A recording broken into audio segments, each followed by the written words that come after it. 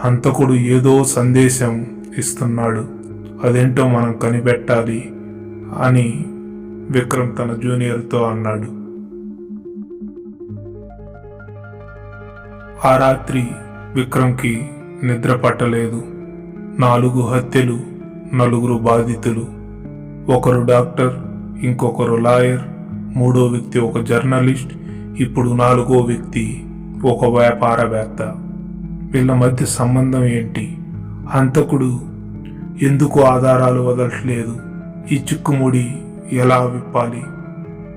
ఆ శనివారం రాత్రి నీడ నగరం మీద మరింత దట్టంగా అలుముకుంది. కానీ ఆ నీడ చాటున దాక్కున్న నిజాన్ని వెలికి తీయడానికి విక్రమ్ తన వేట మొదలుపెట్టాడు. ఆ తర్వాతి రోజు నుండి విక్రమ్ తన పద్ధతిలో దర్యాప్తు మొదలుపెట్టాడు. చనిపోయిన 4 ఇళ్లకు మళ్ళీ వెళ్ళాడు. వాళ్ళ కుటుంబ సభ్యులతో, స్నేహితులతో గంటల తరబడి మాట్లాడాడు. అందరూ చెప్పేది ఒకటే మాట: వాళ్లకు శత్రువులు ఎవరూ లేరు. శత్రువులు లేని మనుషులు ఉండరు.